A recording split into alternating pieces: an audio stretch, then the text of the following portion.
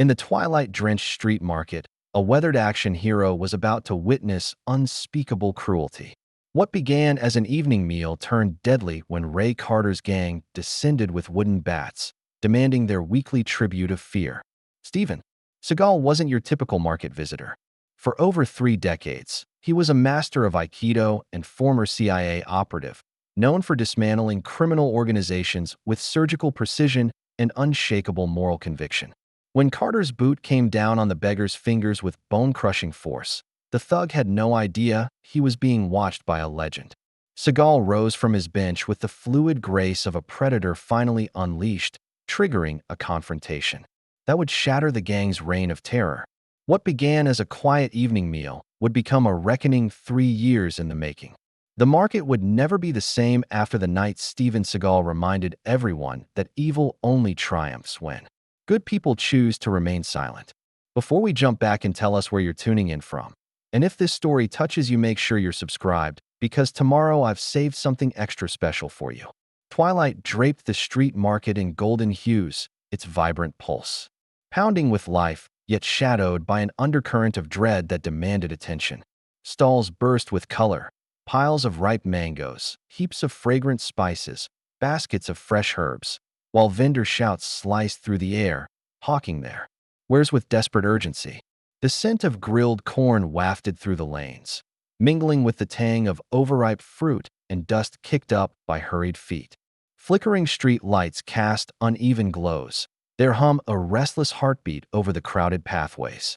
Canvas awnings flapped in the evening breeze, and the clatter of coins and wooden crates filled the space with a symphony of commerce. Children darted between stalls, their laughter piercing through the adult conversations about prices and produce. An elderly woman haggled over tomatoes while her grandson tugged at her sleeve, begging for candied fruit from a nearby vendor. But beneath the market's lively facade, fear simmered, ready to ignite. Every vendor's glance darted nervously, every hand hesitated as if waiting for a storm to break. The jovial calls of fresh fish and best prices carried an undertone of anxiety. Conversations dropped to whispers when certain names were mentioned, and eyes would dart toward the market's darker corners where shadows gathered. Steven Seagal commanded a weathered wooden bench at the market's edge, his presence magnetic yet unassuming. The action hero, forged in grit and tempered by experience, sat with a piercing gaze that cut through the chaos like a blade. His eyes, steel gray and unwavering, tracked every movement with the precision of a predator. A simple bowl of steaming soup rested in his weathered hands, but his posture, shoulders squared, boots planted firmly on the packed earth, screamed readiness. Dressed in a plain gray shirt with sleeves rolled up to his forearms, Seagal appeared to be just another market visitor. But there was something in his stillness that commanded respect, a coiled energy that suggested explosive action lay just beneath the surface. His jaw was clenched in a tight line, betraying his disgust at the market's hidden terror. Each spoonful of soup was deliberate, his focus unbroken, as if he sensed the violence brewing just beyond the colorful stalls. The market's rhythm was interrupted by a shift in the crowd's behavior. Vendors began closing their stalls prematurely, securing their goods with trembling hands. Children were quickly ushered away by their parents, and the elderly found excuses to leave early. The jovial atmosphere began to curdle like milk left in the sun. A young girl with wide, curious eyes clutched a small basket of herbs, staying close to her mother's side. Her innocent gaze swept across the market, taking in the sudden change in mood. She noticed how the fruit vendor's hands shook as he arranged his display, how the spice merchant kept glancing toward the main thoroughfare with obvious dread. An old man sat hunched over his meager fruit stall, his fingers tracing patterns on a worn cloth as he muttered prayers under his breath. His weathered face told stories of decades spent in this market, witnessing its cycles of prosperity and hardship. But tonight, his prayers carried a different weight, a plea for protection from something darker than economic struggle. The dented metal cup beside Seagal seemed out of place among the market's vibrant chaos. Its worn surface caught the flickering light, scratched and battered like a war veteran's metal. The cup's rough edges held a chilling foreshadow of violence to come. its scars mirroring the hidden wounds that plagued the market's soul. It rested inches from Seagal's steady hand, as if daring him to act, its presence heavy with unspoken promises. As the evening progressed, the market's tension became a living force, wrapping every stall in its suffocating grip. Street vendors hid their most valuable merchandise, tucking sacks of rice and premium spices out of sight. The air grew thick with anticipation, charged with the weight of what was coming. Even the stray dogs that usually scavenged for scraps seemed to sense the danger, slinking away with tails low and ears flattened. Seagal's steady gaze remained the only constant in the brewing tempest. His presence was an anchor of calm in a sea of growing panic, a silent guardian watching over the vulnerable. The market's vibrant facade was crumbling, revealing the fear that had been carefully hidden beneath layers of daily routine and forced normalcy. The stage was set for confrontation, with innocent people caught in the crossfire of a violence they couldn't escape. But in Steven Seagal, they had a protector they didn't yet know they needed, a man whose quiet strength would soon be tested against the cruel forces that sought to crush the market's spirit. The market's transformation accelerated as Ray Carter and his gang made their entrance, their presence immediately shifting the atmosphere from nervous anticipation to outright terror.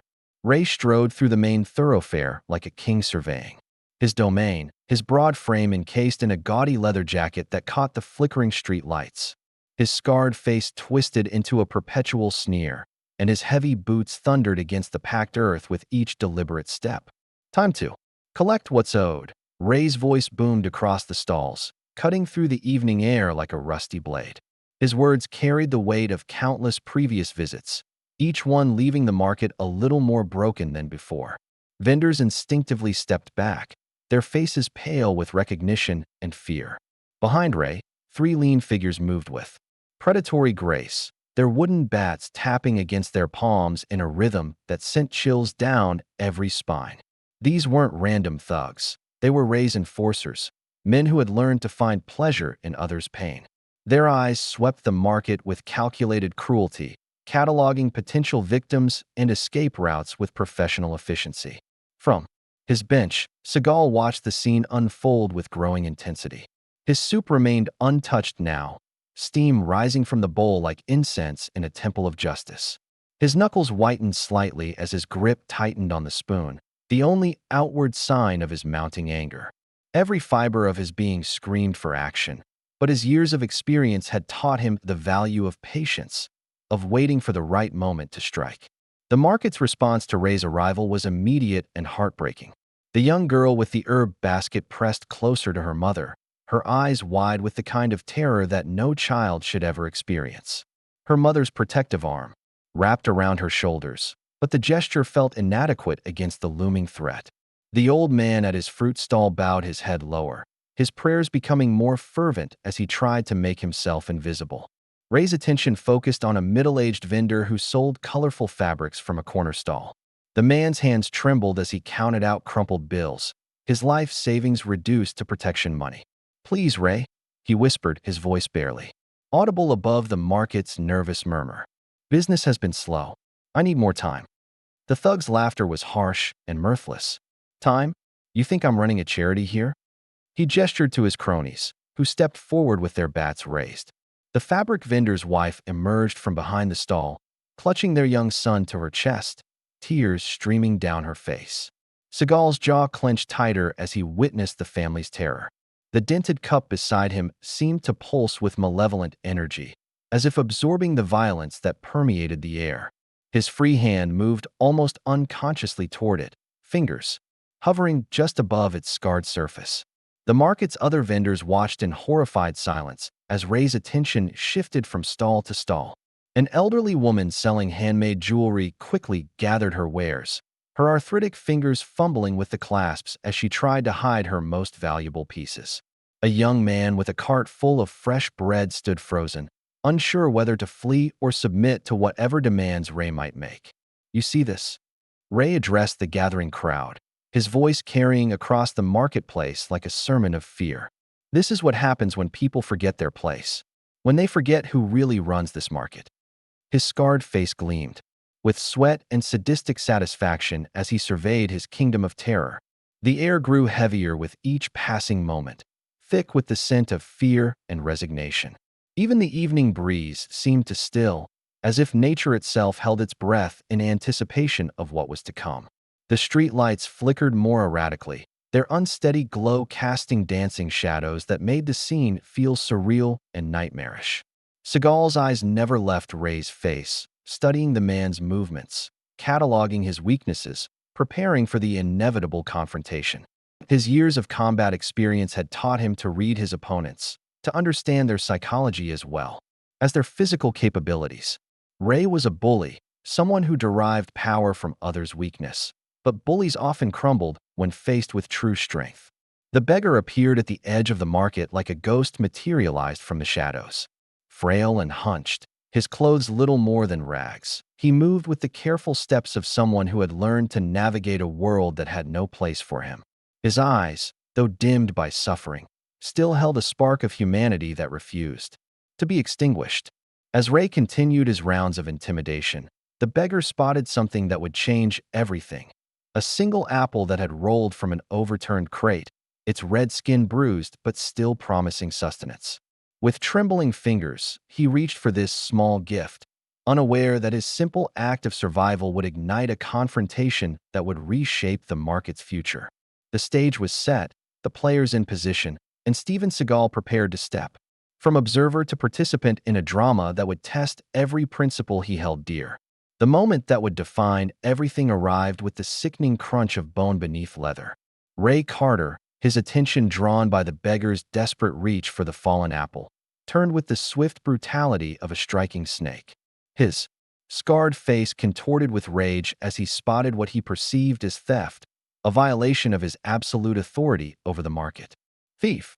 Ray's roar shattered the evening air, his voice carrying the weight of judgment and promised violence. Before the beggar could react, before he could even pull his trembling fingers away from the bruised fruit, Ray's heavy boot came down with crushing force. The sound of bones breaking was audible throughout the market, followed immediately by the beggar's agonized screams.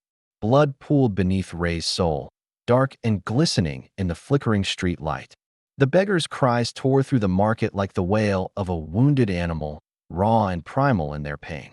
Every vendor, every customer, every child in the marketplace felt the sound pierce their hearts, a reminder of their own vulnerability in the face of such casual cruelty. Steven Seagal moved with the fluid grace of a predator finally unleashed. The bowl of soup clattered to the ground, its contents splashing across the packed earth as he surged to his feet. His gray shirt strained against his shoulders as raw power coursed through his frame, transforming him from quiet observer to avenging angel in the span of a heartbeat. Stop. Now. The words cut through the market's chaos like a blade through silk, sharp and unyielding. Seagal's voice carried the weight of absolute authority, a demand that brooked no argument.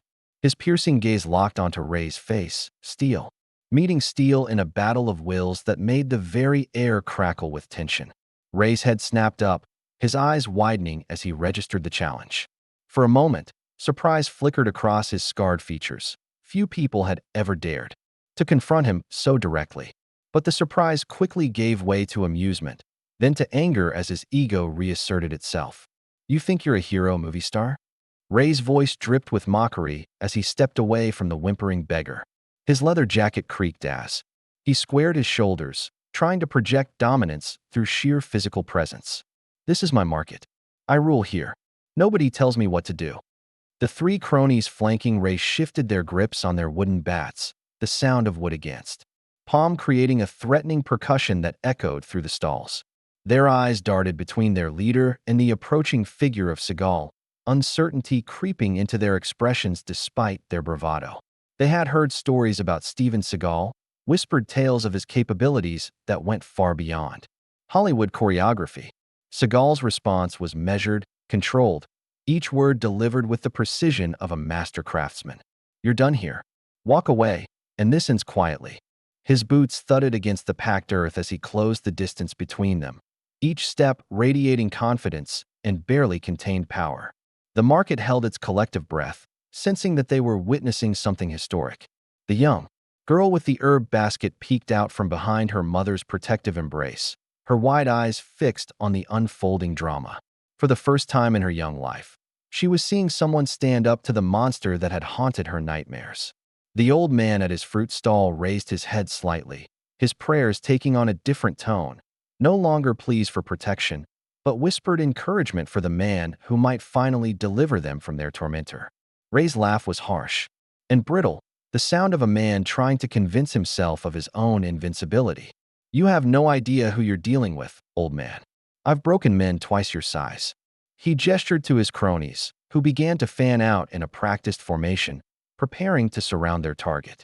But Seagal remained unmoved, his stance relaxed yet ready, like a coiled spring waiting for the right moment to unleash its stored energy.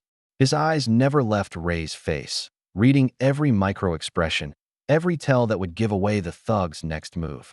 This was what he had trained for, what his entire life had prepared him for, the moment when skill and will would determine whether justice or brutality would prevail. The market's transformation was complete now.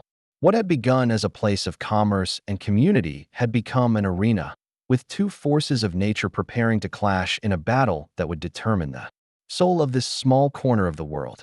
Vendors pressed themselves against their stalls, creating a human amphitheater around the confrontation.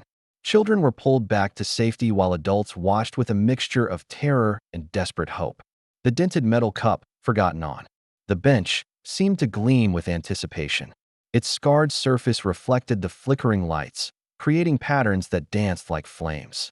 The cup had witnessed violence before, had been shaped by it, and now it waited to see whether this night would bring more of the same or something entirely different. Ray's hand moved to his belt, where the outline of a chain became visible.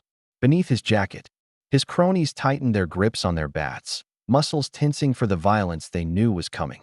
But Seagal remained perfectly still, a statue of calm in the center of the gathering storm. The beggar, forgotten in the escalating tension, continued to whimper softly, his crushed fingers a testament to the cruelty that had ruled this market for far too long.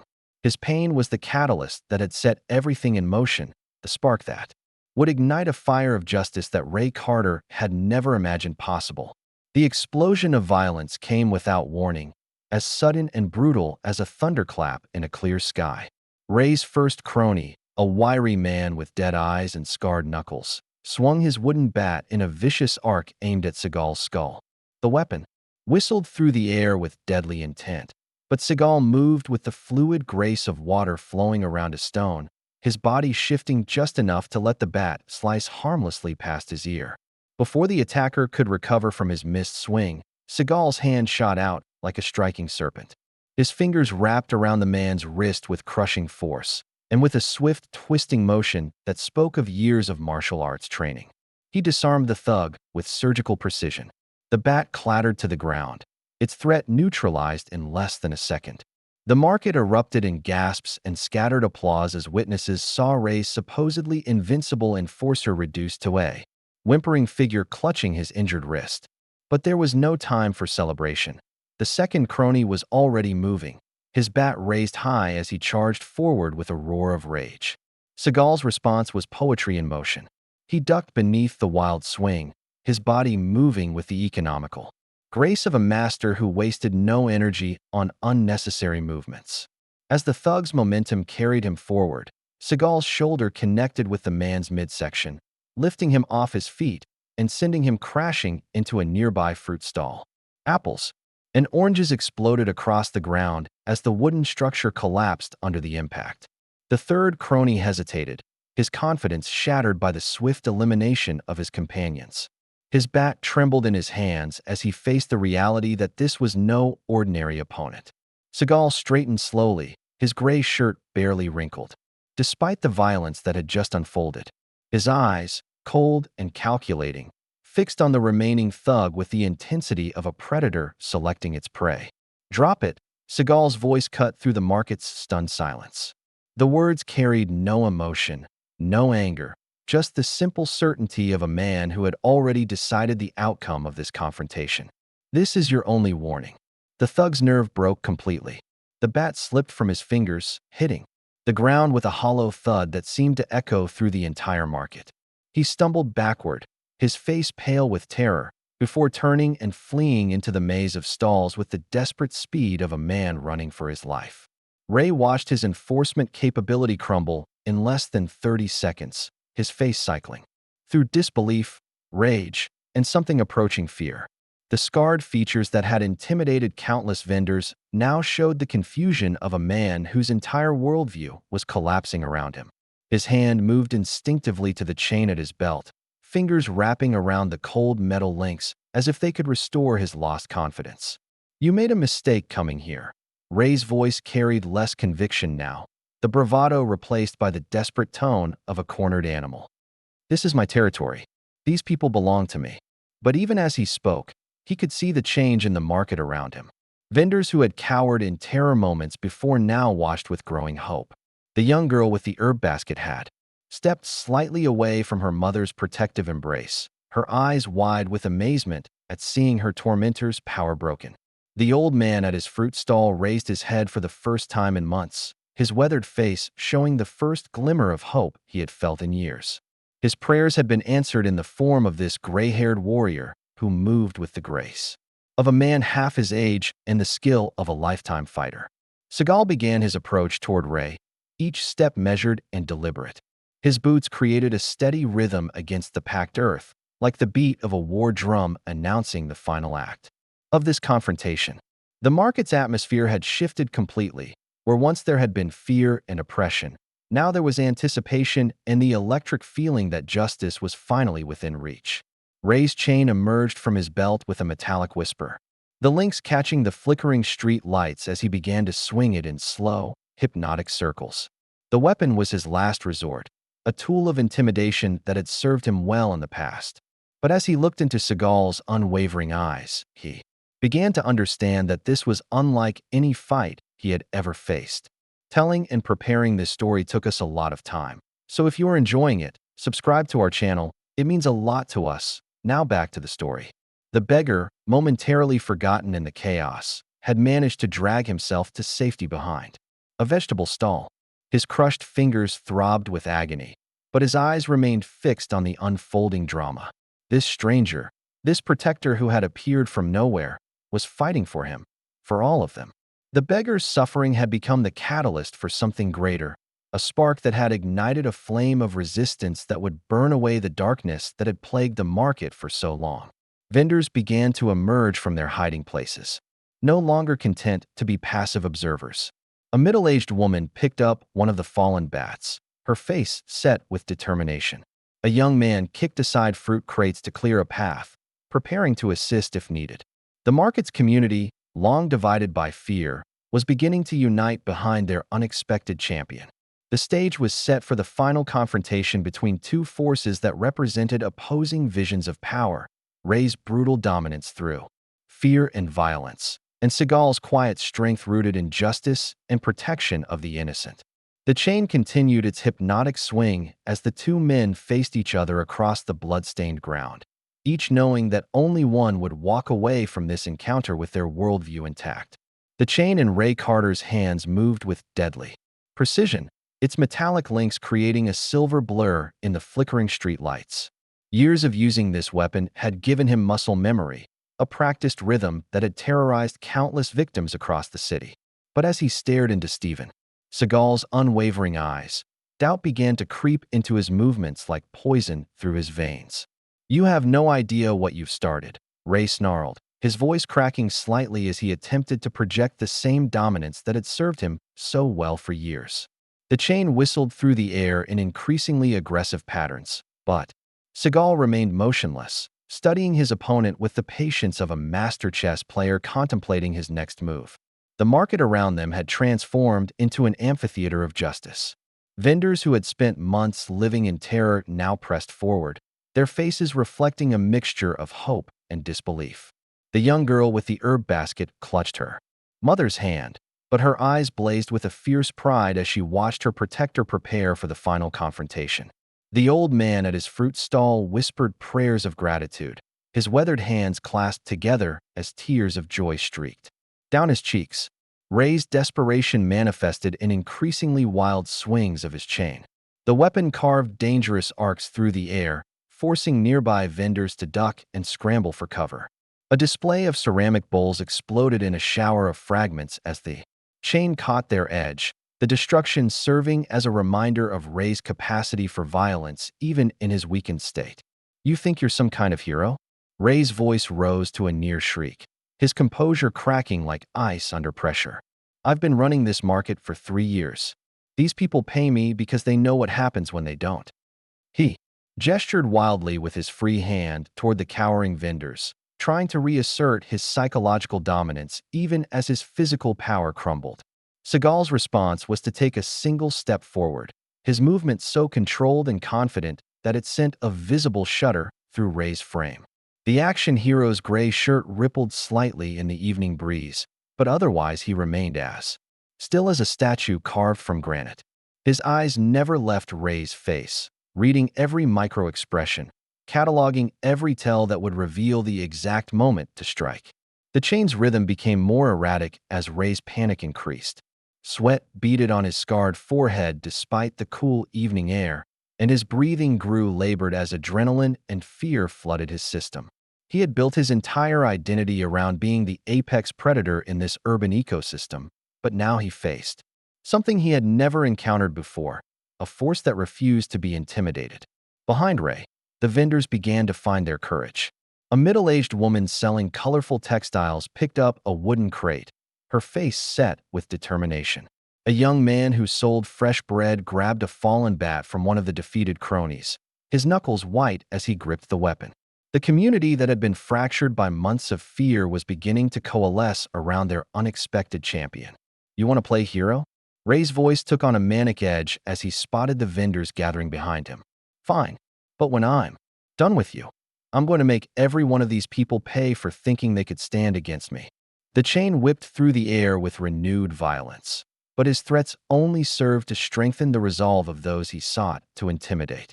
The beggar, still nursing his crushed fingers behind a vegetable stall, watched the confrontation with growing amazement. This stranger had risked everything to defend him, a man society had forgotten, whose suffering had been invisible to everyone, except the one person who mattered. The beggar's pain had become the catalyst for something greater, a spark that ignited a flame of justice that would burn away years of oppression.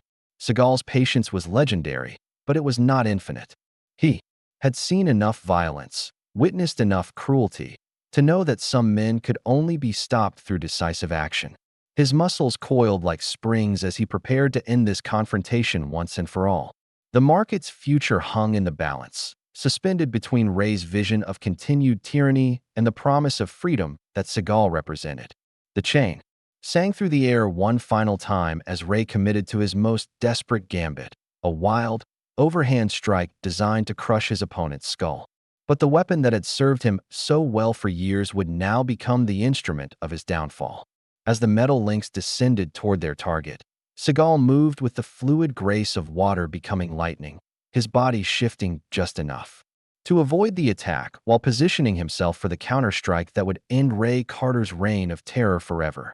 The market held its collective breath as the two forces of nature prepared to collide in a moment that would reshape the destiny of everyone who called this place home.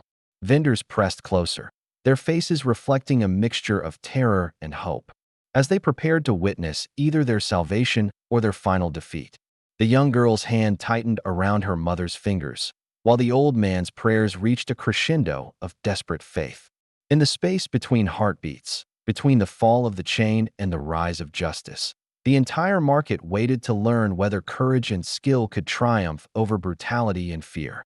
The answer would come in a burst of controlled violence that would echo through the stalls for years to come, a testament to the power of one man's refusal to let evil flourish in the shadows.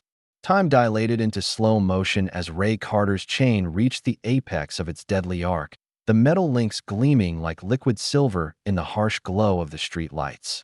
Every person in the market felt their heart skip a beat as they watched the weapon plummet towards Steven Seagal's skull with the unstoppable force of gravity and malice combined.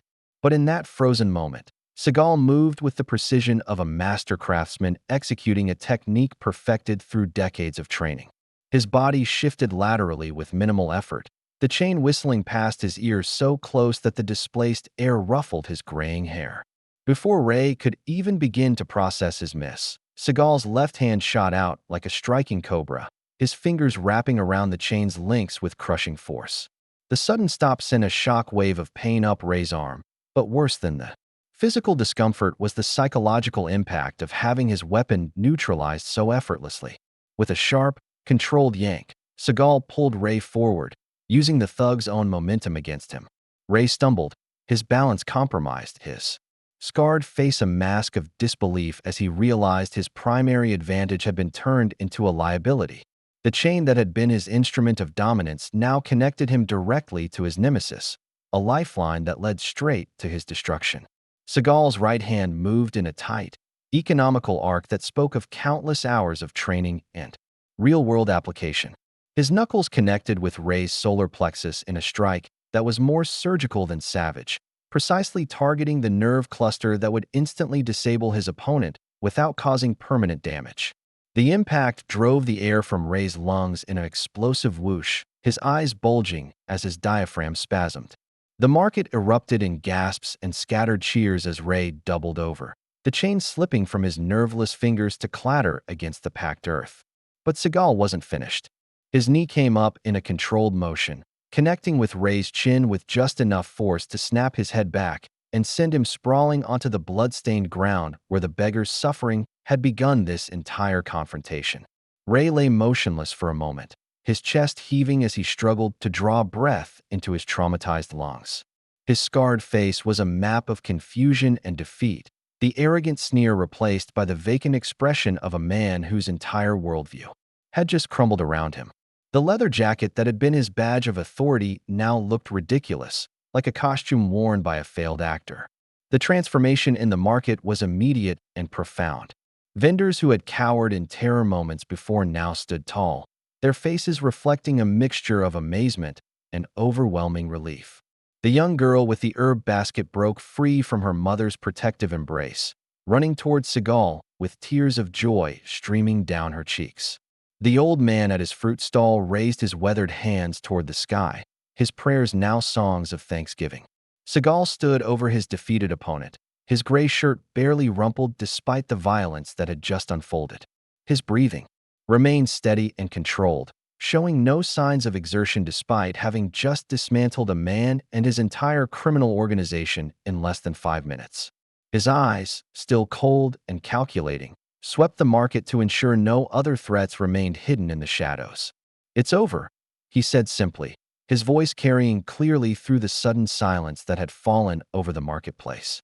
The words were not addressed to Ray, who was still struggling to regain his senses, but to the community that had lived under his tyranny for far too long. He won't be coming back. The statement carried the weight of absolute certainty. Ray Carter, still gasping on the ground, seemed to understand that his reign of terror had ended not with a negotiation or a temporary setback, but with a final, decisive defeat. His eyes, when they finally focused on Seagal's face, showed no anger or defiance, only the hollow recognition of a predator that had finally encountered something higher on the food chain. Vendors began to emerge from their hiding places, their movements tentative at first, but growing bolder as they realized the threat had truly passed. A middle-aged woman approached Ray's prone form, the wooden crate still clutched in her hands, but her expression showed pity rather than anger. The community's capacity for forgiveness was already beginning to reassert itself, even in the immediate aftermath of their liberation. The beggar, his crushed fingers still throbbing with pain, slowly made his way toward the center of the confrontation. His eyes met Seagal's across the fallen form of his tormentor, and in that moment, a connection was forged that transcended words. The stranger had risked everything to defend him, not for money or recognition, but simply because it was the right thing to do. Seagal knelt beside Ray's defeated form, his voice dropping to a whisper that only the thug could hear. "You have a choice now," he said, his words carrying the promise of consequences that extended far beyond this single encounter. "Leave this place and never return, or face justice through official channels." I'll be watching to see which path you choose." Ray's response was a barely perceptible nod, his spirit as broken as his body. The man who had terrorized an entire community through fear and violence now looked small and pathetic, a reminder that all tyrants are ultimately revealed to be cowards when confronted by genuine strength and courage. The market's liberation was complete, but the work of healing and rebuilding was just beginning. As vendors started to gather around their unexpected savior, Seagal's expression remained humble despite the magnitude of what he had accomplished. He had not sought glory or recognition, only justice for those who could not defend themselves. The silence that followed Ray Carter's defeat was profound, broken only by the gentle rustle of canvas awnings in the evening breeze and the distant hum of traffic from the city beyond. Steven Seagal stood in the center of what had been a battlefield just moments before, his presence now radiating calm rather than coiled violence. The transformation was remarkable. Where terror had reigned supreme, peace now settled over the market like a warm blanket. The first to move was the beggar, his broken fingers cradled against his chest as he struggled to his feet. Despite his pain, his eyes shone with gratitude that words could never adequately express. Seagal noticed the man's distress and immediately shifted into protector mode, his warrior's instincts giving way to humanitarian concern. "Let me see that hand," Seagal said gently, his voice carrying the same authority it had during the confrontation but now tempered with compassion. The beggar extended his injured appendage with trembling uncertainty, and Seagal examined the damage with the practiced eye of someone who had treated battlefield wounds. "You need medical attention. These fingers are badly crushed." A middle-aged woman vendor approached cautiously, her arms full of clean cloth torn from her textile display. "I have bandages," she offered, her voice barely above a whisper as if speaking too loudly might somehow resurrect the nightmare they had just escaped. "My husband, he was a medic before." She trailed off, but her meaning was clear. This community had its own hidden resources, talents that had been suppressed under Ray's tyrannical rule. Seagal accepted the cloth with a nod of gratitude and began wrapping the beggar's damaged fingers with surprising gentleness. His large hands, so devastating in combat, now moved with the delicate precision of a surgeon. "What's your name?" he asked as he worked, treating the injured man not as a victim, but as a human being deserving of dignity and respect. "Marcus," the beggar replied, his voice hoarse from screaming but steadier now. "Thank you. I never thought anyone would." He couldn't finish the sentence, but Seagal understood. In a world where the powerless were invisible, someone had finally seen him. As word of Ray's defeat spread through the market, vendors began emerging from their hiding places like flowers opening after a long winter. The young girl with the herb basket was among the first to approach, her eyes wide with wonder as she stared up at the man who had transformed from quiet observer to avenging angel in the span of minutes. "Are you really Steven Seagal?" she asked with the directness that only children possess. Her mother, following close behind, looked mortified at her daughter's boldness, but Seagal's gentle smile put them both at ease. "I am," he confirmed, crouching down to meet the girl at eye level. "What's your name?" "Elena," she replied, her voice growing stronger with each word. "My mama says you're a movie star, but you're different from what I expected. You're real." The observation was more profound than the child could have possibly understood.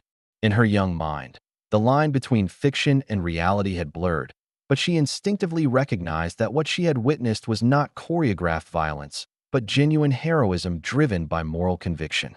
The old man from the fruit stall approached slowly, his weathered hands clasped together in a gesture of prayer and gratitude.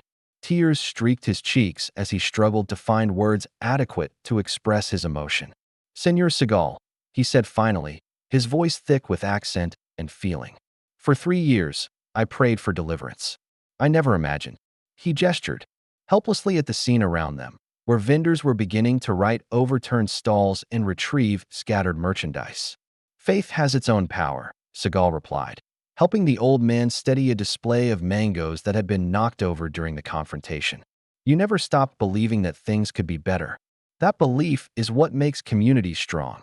Ray Carter, meanwhile, had managed to struggle to his hands and knees, his face still pale from the precise strike that had ended his dominance. No one paid him any attention as he crawled toward the market's edge, his departure as pathetic as his arrival had been intimidating. The transformation was complete. The fearsome predator had been revealed as nothing more than a cowardly bully who preyed on those weaker than himself. Vendors began offering Seagal food, drink, and small tokens of appreciation, a perfect mango. Here, a fragrant spice there, a hand-woven bracelet from Elena's mother. He accepted each gift with gracious humility, understanding that these offerings represented far more than their material value. They were symbols of a community reclaiming its identity, expressions of gratitude that went beyond simple words. "You don't have to give me anything," Seagal protested gently as the pile of gifts grew around him. "Seeing you free is payment enough." But the vendors insisted, and gradually Seagal understood that accepting their offerings was as important to them as giving them. These people needed to express their gratitude tangibly, to transform their helplessness into action, their fear into generosity. As the immediate celebration continued, the market began to show signs of its resilience. Vendors worked together to repair damaged stalls, sharing tools and materials with a cooperation that had been impossible under Ray's divisive rule. Children who had been hidden away began to emerge, their laughter adding music to the evening air. Marcus, his bandaged hand now properly immobilized, found himself at the center of an impromptu support network as vendors offered him food, medicine, and even temporary shelter. The beggar who had been invisible to society suddenly found himself surrounded by a community that recognized his worth as a human being. But even as the market celebrated its liberation, Seagal remained alert to potential threats. His eyes continued to scan the shadows, his ears attuned to sounds that might indicate Ray's gang regrouping for a counterattack. The battle had been won, but the war for the market's soul would require vigilance to maintain. The evening air carried new scents now. Hope instead of fear, community instead of division, justice instead of oppression. The market's transformation was already beginning, but Seagal knew that real change would take time to solidify. The seeds of courage had been planted, but they would need careful tending to grow into lasting freedom. The market's celebration was interrupted by a sound that sent a chill through the evening air, the distant wail of sirens cutting through the urban night like mechanical wolves howling at the moon. The noise was still far away, perhaps several blocks distant, but it carried with it the unmistakable promise of complications. Steven Seagal's head turned toward the sound, his expression shifting from peaceful satisfaction to alert caution. "Police," whispered the old man with the fruit stall, his weathered face creasing with worry. "Ray has friends everywhere. Corrupt ones who take his money and look the other way." The statement hung heavy in the air, a reminder that Ray Carter's defeat might have been the end of one battle, but not necessarily the war. Seagal's jaw tightened as he processed this information. His years of experience had taught him that corruption was often more dangerous than simple criminality because it wore the mask of authority.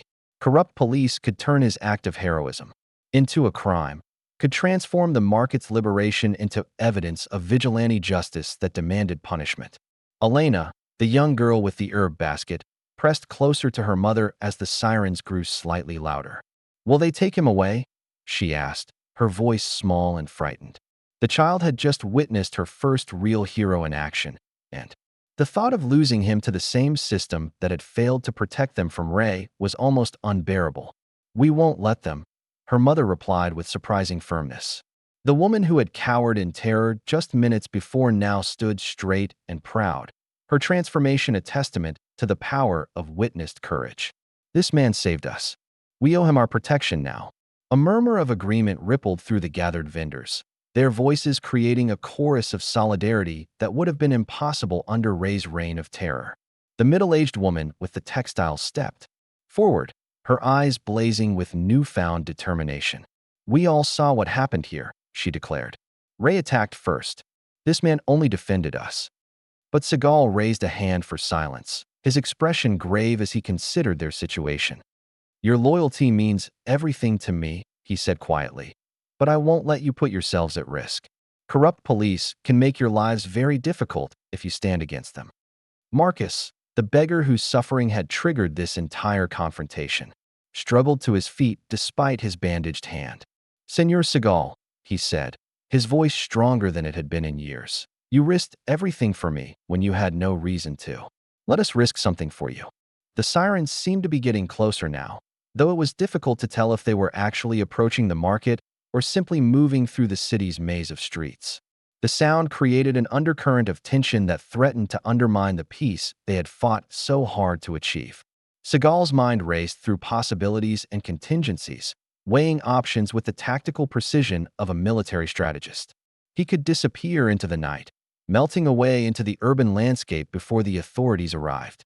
His skills made such an escape relatively simple, but doing so would leave the market's people vulnerable to retaliation from Ray's remaining allies. "There's something else," the old man said reluctantly, his voice barely audible above the distant sirens. "Ray's brother. He runs operations in the Eastern District. When he hears about this," he didn't need to finish the sentence. Everyone understood that Ray's defeat might trigger a larger conflict, drawing the market into a war it was not equipped to fight. The revelation added a new dimension to their predicament. Seagal had neutralized an immediate threat, but in doing so, he might have painted a target on the backs of everyone in the market. The victory that had seemed so complete just minutes before now felt like the opening move in a much larger and more dangerous game. Elena stepped forward, her young face set with determination that belied her age. "Then we'll be ready for them," she said simply. "You taught us that we don't have to be afraid anymore." Her words carried the weight of innocence transformed into courage, a reminder that even the smallest acts of heroism could inspire fundamental change. Seagal knelt down to meet the girl's eyes, his expression softening despite the gravity of their situation.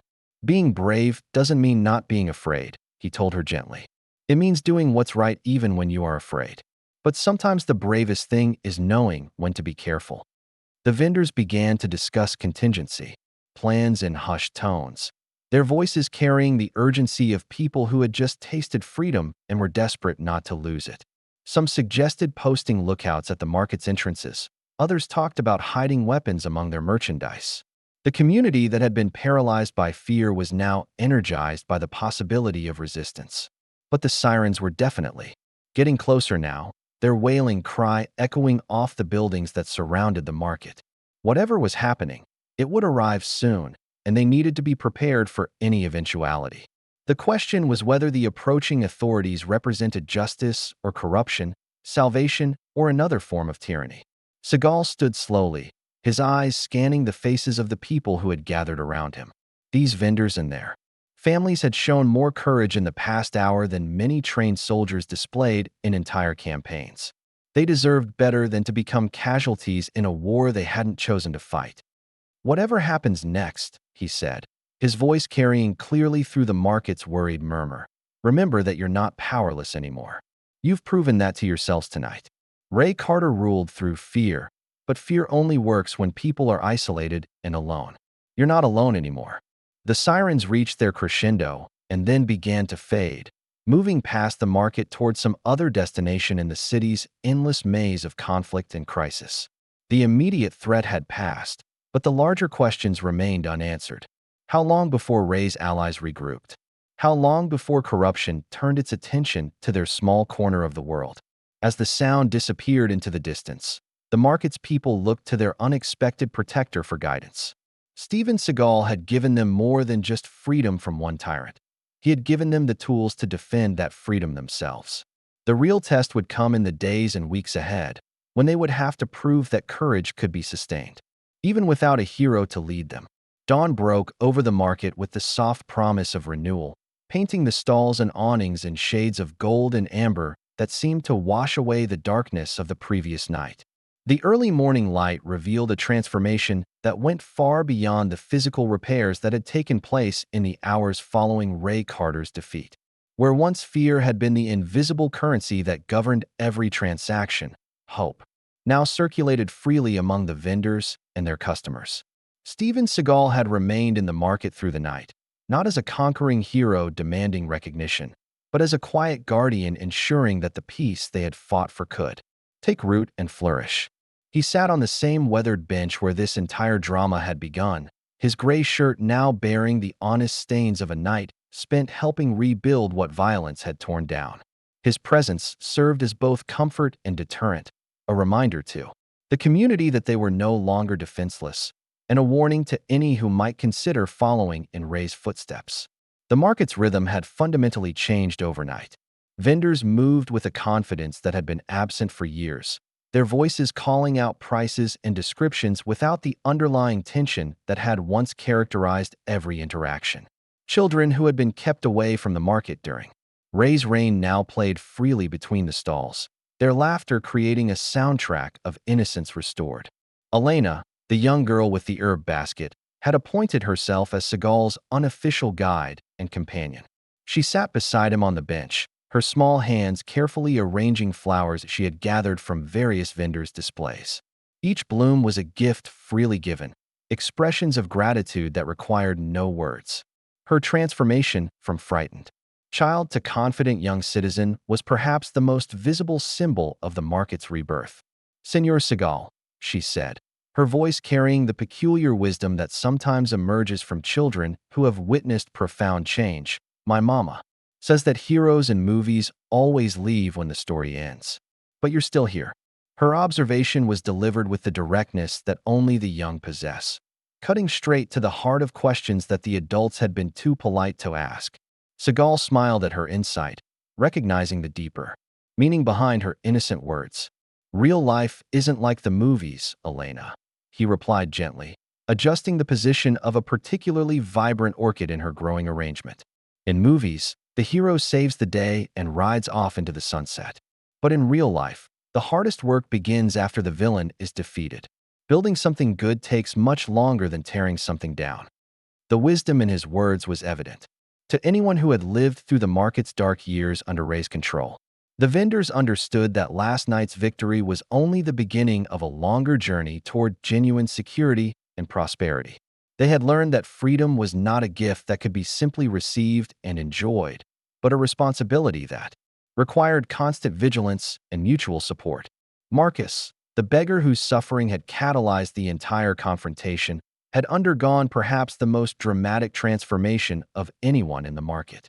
His bandaged hand was healing well thanks to the medical supplies that vendors had contributed, but more importantly, his role in the community had fundamentally shifted. No longer invisible and ignored, he had become a symbol of the market's commitment to protecting its most vulnerable members. The old man with the fruit stall, whose name Seagal had learned was Roberto, had taken Marcus under his wing, offering him steady work helping to maintain the displays and assist customers. The arrangement benefited both men. Roberto gained a dedicated helper, while Marcus found purpose and dignity that had been denied to him for far too long. Their partnership represented the kind of mutual aid that had become possible once fear no longer divided the community against itself. "It's amazing how much changes when people aren't afraid," Roberto observed as he watched Marcus carefully, arranging apples in perfect pyramids. His weathered hands moved with the practiced efficiency of decades, but his eyes held a brightness that had been absent during the dark years. "We forgot how to help each other. Fear makes you selfish, makes you think only about your own survival." The middle-aged woman who sold textiles, whose name was Carmen, had become an unofficial organizer of the market's new cooperative spirit. She had established a system where vendors shared resources and supported each other during slow periods, creating a safety net that made everyone more resilient. Her stall had become a gathering place where vendors discussed not just business, but plans for improving the market's infrastructure and attracting new customers. "We need better lighting," she was saying to a small group of vendors who had gathered around her display of colorful fabrics. "And maybe we can pool our resources to hire security guards, legitimate ones, not like Ray's thugs." Her suggestions were met with enthusiastic agreement, showing how quickly the community had moved from simply surviving to actively planning for their future. The transformation wasn't limited to the vendors themselves. Word of the market's liberation had spread throughout the neighborhood, bringing new customers who had previously avoided the area out of fear. Families ventured in with their children, elderly residents felt safe to shop for groceries, and young couples discovered the market's unique charm without worrying about intimidation or violence. A group of teenagers had even volunteered to help with cleanup and maintenance, turning the market's beautification into a community project that brought together people of all ages. They painted over graffiti that Ray's gang had used to mark their territory, installed colorful banners that Elena had helped design, and created small garden spaces where vendors could grow herbs and flowers to enhance their displays. Seagal watched these developments with quiet satisfaction, understanding that his role was gradually shifting from active protector to supportive observer. The community was learning to defend itself not through violence, but through unity and mutual care.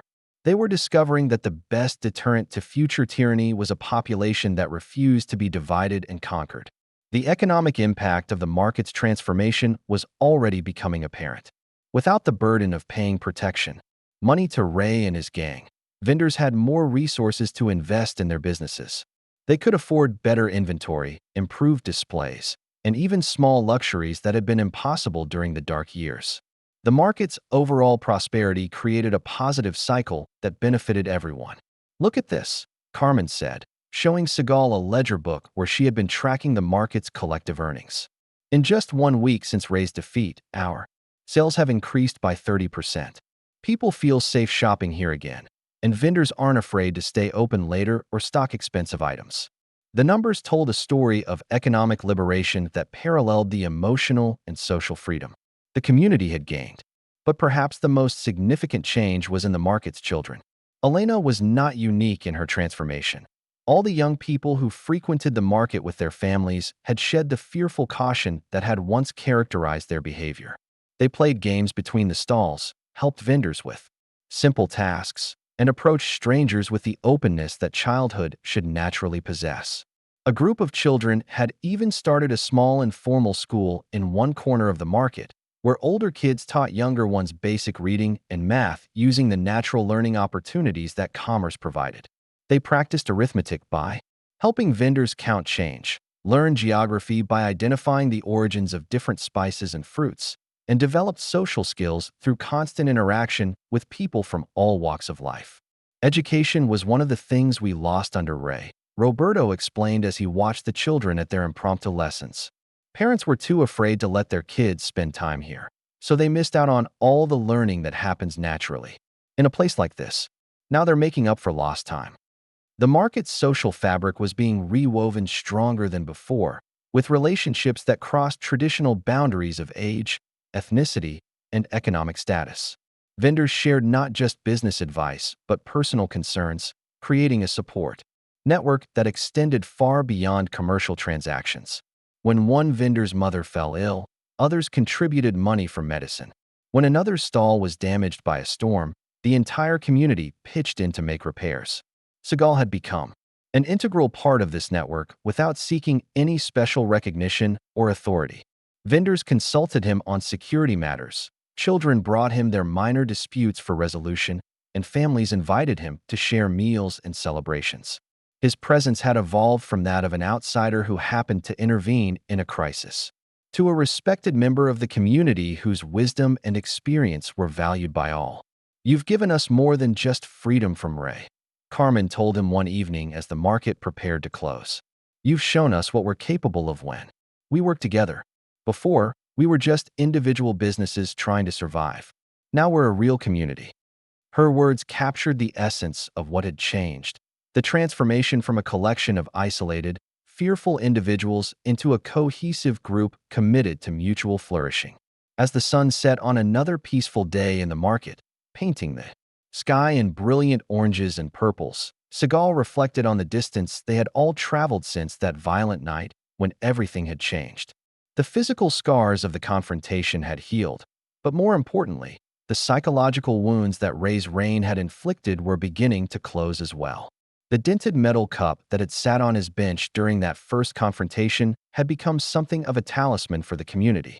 Children would often touch it for luck before school tests, vendors rubbed it before important sales, and couples included it in their wedding ceremonies as a symbol of love's ability to overcome fear. The cup's scarred surface now represented not violence endured, but strength discovered. Elena still brought him flowers each morning, her arrangements growing more sophisticated as her confidence bloomed.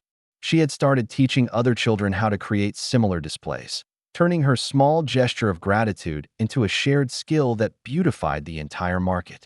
Her mother watched these developments with pride, understanding that her daughter was learning lessons about courage and community that no traditional classroom could provide.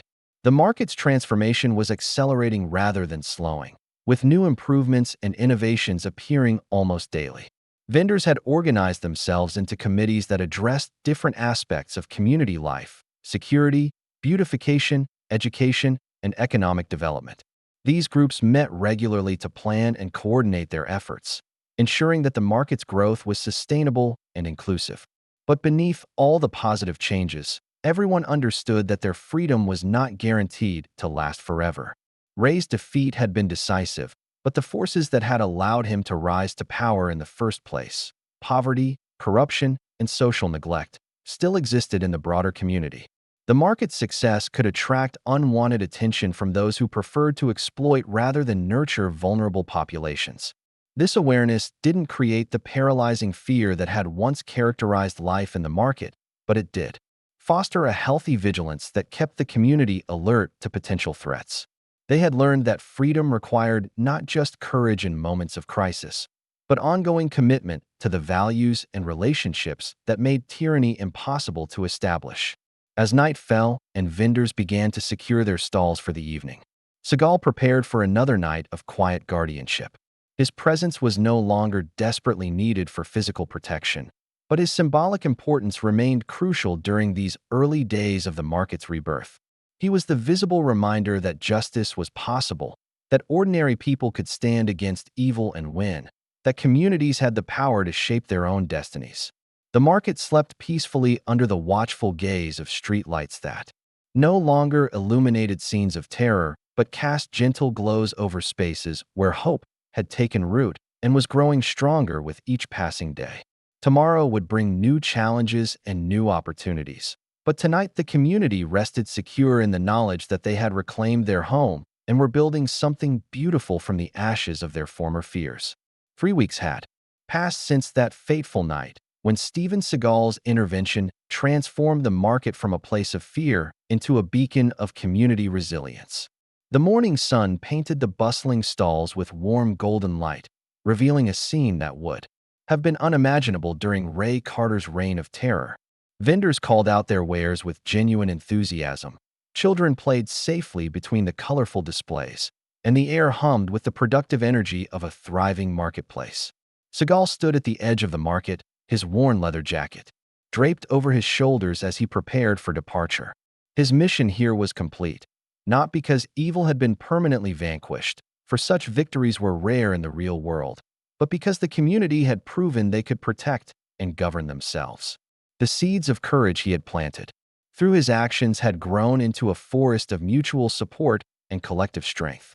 Elena approached him with her daily offering of flowers, but today her small hands also carried a carefully folded piece of paper. Her eyes, which had once been wide with terror, now sparkled with confidence and curiosity about the world beyond the market's boundaries. "This is from all of us," she said, her voice steady and proud as she handed him the document. Seagal unfolded the paper carefully, revealing a hand-drawn map of the market decorated with messages of gratitude written in multiple languages and various handwriting styles. Each vendor had contributed something: a blessing, a memory of kindness, a promise to continue the work of building community. The cumulative effect was overwhelming, a testament to the profound impact that one person's courage could have on dozens of lives. "We wanted you to know that we'll never forget," Elena continued, her young voice carrying wisdom that seemed beyond her years. "Not just what you did for us, but what you taught us about ourselves. Mama says that's the real gift, learning that we were stronger than we knew." Her mother, standing nearby with tears glistening in her eyes, nodded emphatically. "Before you came, we lived like prisoners in our own neighborhood. Now we know what freedom feels like, and we know how to protect it." The woman's transformation, from cowering victim to confident community leader, exemplified the broader changes that had swept through the market. Marcus, the beggar whose suffering had catalyzed the entire confrontation, approached with careful steps. His bandaged hand had healed well, leaving only faint scars as reminders of that terrible night. More importantly, His role in the community had been permanently transformed. No longer invisible and ignored, he had become the market's unofficial historian, collecting and preserving the stories of vendors whose experiences spanned decades. Senor Seagal, Marcus said, his voice stronger than it had been in years. I wanted you to know that I've been documenting everything. How the market was before, what happened during Ray's time, and how things have changed since you helped us. Future generations need to understand that change is possible, that ordinary people can overcome extraordinary cruelty. His words carried the weight of someone who had experienced the full spectrum of human treatment, from casual dismissal to protective care. Marcus had become living proof that every individual possessed inherent dignity, regardless of their circumstances or social status. His transformation served as inspiration for other marginalized people throughout the neighborhood who had begun to believe that they too deserved respect and community support. Roberto, the elderly fruit vendor whose prayers had sustained him through the darkest periods, stood behind his perfectly arranged display of mangoes and oranges. His weathered hands, which had once trembled with fear, now moved with confident precision as he served a steady stream of customers.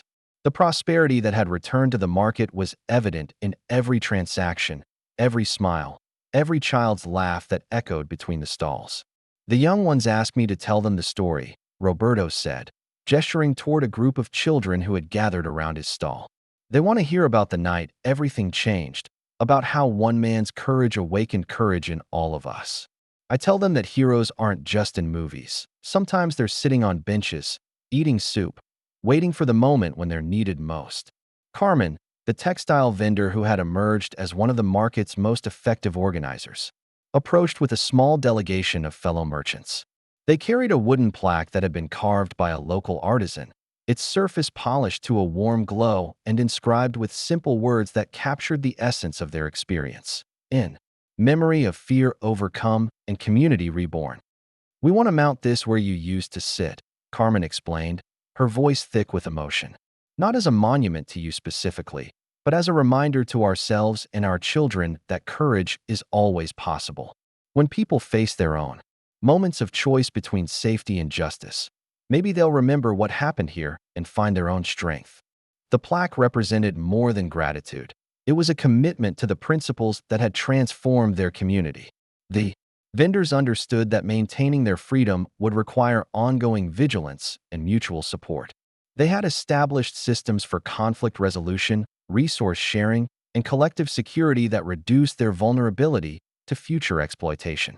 Seagal accepted the plaque with characteristic humility, understanding that the real monument to this experience was not any physical object, but the changed lives and strengthened relationships that surrounded him. The courage was always inside you, he told them quietly. I just helped you remember it was there. That's what communities do for each other. They remind us of our own strength when we forget. The market's economic transformation had exceeded everyone's expectations. Without the burden of protection payments to raise organization, vendors had resources to invest in their businesses and their community. They had pooled funds to improve lighting and security, established a microloan system for vendors facing temporary difficulties, and created educational programs that helped young people develop entrepreneurial skills. New businesses had begun to appear as word spread about the market's renewed vitality and safety. A young couple had opened a small cafe, specializing in traditional foods. An elderly craftsman had established a booth selling handmade wooden items, and a group of teenagers had started a service helping vendors with social media marketing to attract customers from throughout the city. The ripple effects extended far beyond the market's physical boundaries. Other communities throughout the city had sent delegations to learn about the transformation, hoping to apply similar principles in their own neighborhoods. Carmen had become something of a consultant, sharing strategies for community organization and mutual aid that had proven effective in their specific context. We get letters from other markets asking for advice, she told Seagal as they walked past the bustling stalls. People want to know how we did it, how we changed from a place of fear to a place of hope. I always tell them the same thing. It starts with one person willing to take a stand, but it only works if everyone else is willing to follow. The children had perhaps undergone the most visible transformation. Elena had started a small newspaper documenting daily life in the market, written in her careful cursive and distributed to anyone interested in reading it. Other young people had formed clubs focused on different aspects of community life: environmental cleanup, cultural preservation, and peer education about conflict resolution. They're learning that they have power to shape their environment. Observed a teacher who had begun bringing her classes to the market for real-world lessons in economics and social studies. These children understand democracy not as an abstract concept, but as something they practice every day through their participation in community decisions. As Seagal prepared to leave, vendors began to gather for an impromptu farewell celebration. Someone had brought a guitar, others contributed food and drinks, and children performed songs they had written about their experience. The atmosphere was joyous but bittersweet. They were grateful for his intervention but sad to see their protector depart. "You'll always be welcome here," Roberto said, speaking for the entire community. "This is your home now, whenever you need one. We know you have other places to be, other people who might need your help, but you'll always have a family here." The old man's words captured something profound about the nature of heroism and community. Seagal had not simply solved a problem and moved on. He had become part of a larger human network, connected by shared experience and mutual care. The relationships formed during crisis had evolved into lasting bonds that would endure regardless of physical distance. As the celebration continued around him, Seagal reflected on the journey that had brought him to this moment. He had witnessed the worst of human behavior in Ray Carter's casual cruelty, but he had also seen the best in the community's response to adversity. People who had been strangers just weeks before now functioned as an extended family, sharing resources and responsibilities. With remarkable generosity, the dented metal cup, which had become a symbol of the market's transformation, sat in place of honor at the center of the gathering. Children took turns touching it for luck, while adults shared stories about what the market meant to them. The cup's scarred surface no longer represented violence endured, but strength discovered, proof that even the most damaged things could find new purpose and meaning. Elena approached him one final time, her small hands now steady as she presented him with a single white flower. "For your next adventure," she said simply. "So you remember that some stories have happy endings." Her gift was perfectly chosen, not a monument to the past, but a blessing for the future, a reminder that hope traveled with those who carried it. As Seagal walked away from the market, the sounds of celebration gradually faded behind him, replaced by the ambient noise of urban life. But he carried with him something more valuable than any material reward: the knowledge that ordinary people possessed extraordinary capacity for courage and compassion when given the opportunity to exercise these qualities. The market continued its daily rhythm as he disappeared into the city's maze of streets and buildings. Vendors served customers, children played between the stalls, and the community that had been reborn through collective courage faced another day with confidence and hope. Their victory was quiet but complete. They had reclaimed not just their physical space, but their dignity, their agency, and their future. In the distance, church bells marked the passage of time, their bronze voices carrying across neighborhoods, where other communities struggled with their own challenges. Somewhere in those streets, other people faced their own moments of choice between safety and justice, between individual survival and collective responsibility. The story that had begun in one small market would continue in countless other places, carried forward by the simple but powerful idea that courage was contagious and communities were stronger than any individual threat. Steven Seagal's footsteps echoed on concrete sidewalks as he moved toward whatever challenge awaited him next, secure in the knowledge that behind him, a community had learned to protect itself not through violence, but through the enduring strength of people who refused to live in fear. The market's transformation was complete, but its influence would ripple outward for years to come, inspiring others to discover their own capacity for heroism in the face of overwhelming odds. The sun climbed higher in the morning sky, painting the city in shades of possibility and promise. In the market, vendors called out their wares with voices full of joy. Children laughed without restraint, and the future stretched ahead bright, with the potential of people who had learned to stand together against the darkness. The victory was quiet, but it was real, and it would endure.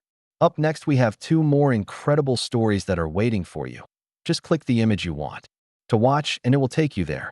If you enjoyed this video, make sure to subscribe. It would mean a lot.